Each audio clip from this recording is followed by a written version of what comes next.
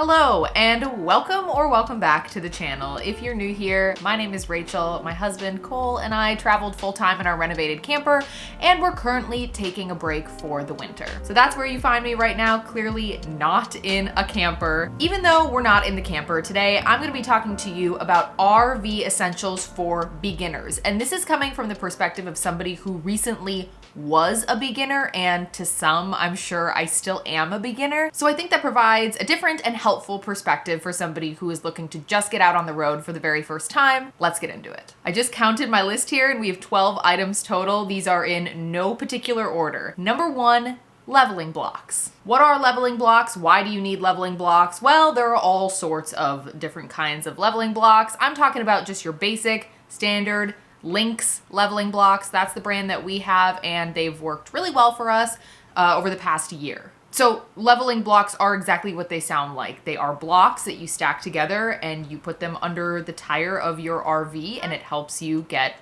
level. Why is that important? Well, if you've been in an unlevel RV, you know it's pretty uncomfortable, and it's actually just really not good for you to sleep at an angle, especially if your head is slanting down. So you always want to be level. It's more comfortable for you and it's better for your rig. A lot of places do not have even remotely close to level sites, so you're going to need some kind of leveling block. The second RV essential for beginners, wheel chocks. I'm talking about your basic rubber wheel chocks. Again, there are fancier kinds of wheel chocks, but we're just talking about the basic rubber ones. We could include like the X chocks. We do have a set of those, but I don't think that is an absolute essential if you are just starting out. I think you just want to make sure that you have those rubber wheel chocks or plastic even. That's what we had when we first started.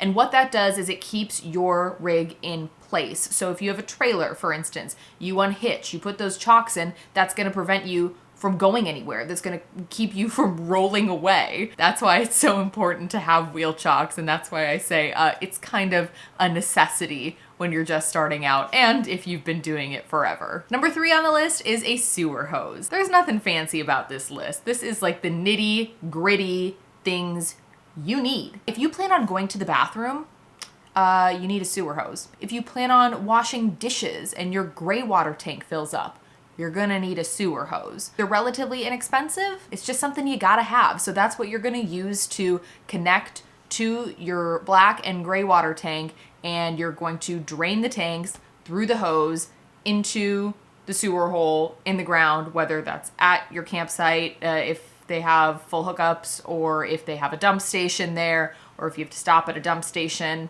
somewhere else. You get the idea. At some point, you're gonna have to dump your tanks, and you're going to need a sewer hose to do it. I do recommend getting one with a clear elbow, even though it's kind of gross to watch everything go through it. It helps you know when things have finished passing through. Sticking with the hose theme, number 4 on the list is a freshwater hose. Pretty self-explanatory, but RV hoses are a little different than your typical garden hose that you have connected to your house. So make sure you're getting an RV freshwater hose. You can get this on Amazon. You can pick it up at Walmart. Again, inexpensive item, but it's something you need if you're going to be filling up your freshwater tank, or if you're going to be connecting to city water at a campsite.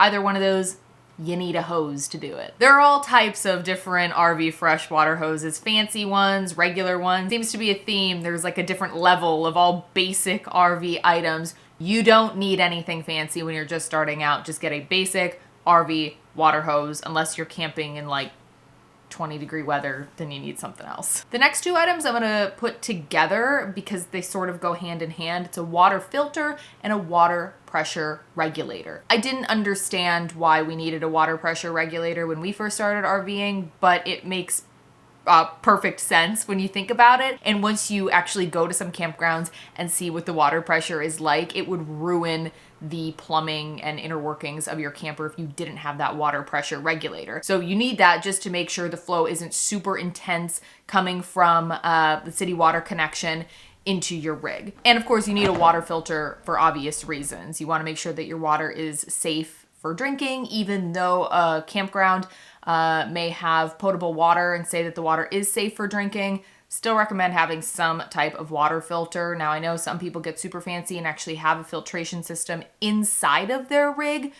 We don't have that. We just use a water filter that connects right to our hose as it goes into either the freshwater tank or directly if we're hooking up to city water. Hope that makes sense. Get a water filter. Moving on away from hoses and filters to some of the electrical elements that you need. You're going to need some kind of surge protector. So when you're staying at a campground with electrical hookups, you're not just gonna take your power cable, your electrical cable, and plug it directly into the electrical box that's next to your site. You're going to first take the surge protector, plug that in to the electrical box, make sure that it's safe. There will be some little lights on there to indicate whether or not the connection is okay. If all is good, then you can plug your cable into the surge protector. Why is that important? Well, your RV is like a little mini house on wheels, right? And you're trying to power lights, you're trying to power maybe your refrigerator, your AC, all types of other things. And a power surge could potentially fry your electrical system. You don't want that to happen. That's why you get a surge protector. Again, inexpensive in compared to the potential cost of repairs to fix something like that. So get one, even if it's just a basic one. They make different ones for 30 amp and 50 amp electric, obviously. So get one that fits your RV electrical system.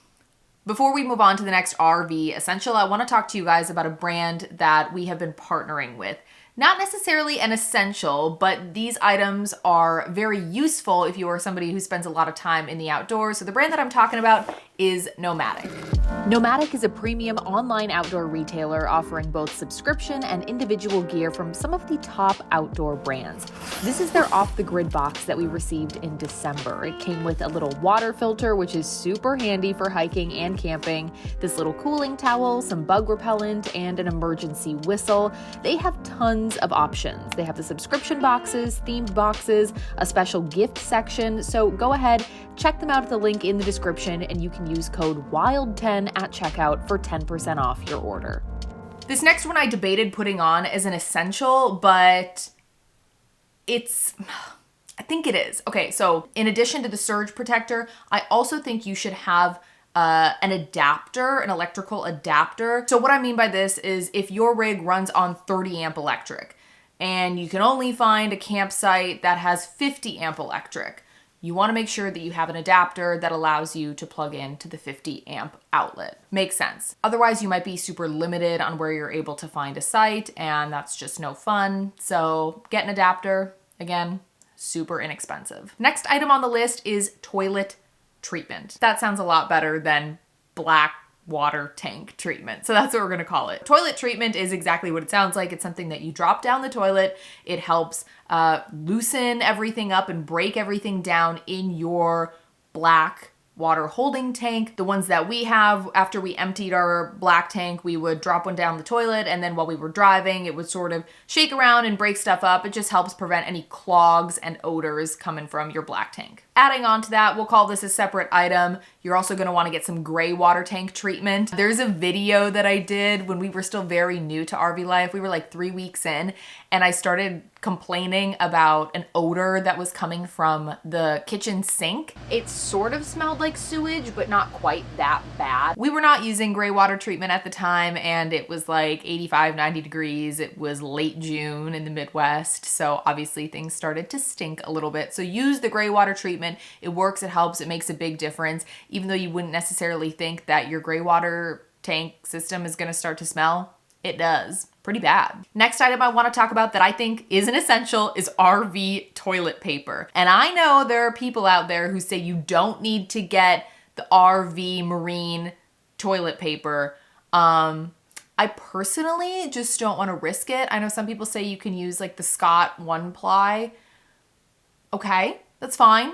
But I'm gonna go ahead and say if you are a beginner, just get the RV marine toilet paper. It's not expensive. You can get it at Walmart. You can get it a handful of other places too. Buy some on Amazon. Just have it just in case. The last thing you want to do when you're first starting out is use something that you think is going to be okay, and then it ends up ruining the septic system in your RV. Just get the toilet paper. Get the right toilet paper. The last item on my list that I think is an essential for RV beginners is a trailer hitch lock. I know it's unlikely, But I'm always super paranoid for some reason that when we are unhitched, somebody is just gonna come and steal our trailer with us inside of it in the middle of the night. I don't know why I think that, but I do. Or even that when we're not there, somebody's gonna come and hook up to the trailer and just tow it away. So get a lock, even if it's just a basic lock, get something that just goes right on the coupler, you lock it, you're good to go, gives you peace of mind. Obviously this doesn't apply if you have a class A, B, or C, but I'm saying if you have a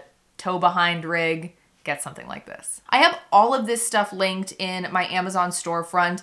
There is a section just titled RV Essentials. You can go there, you can scroll through all these items and some other items that didn't necessarily make the cut for this list, but I still think are good things to consider. Thanks so much for watching this video, you guys. Don't forget to drop a comment down below. Let me know what you think. Give this video a like, subscribe to our channel if you haven't already. Thanks for watching this one, and I'll see you in the next one.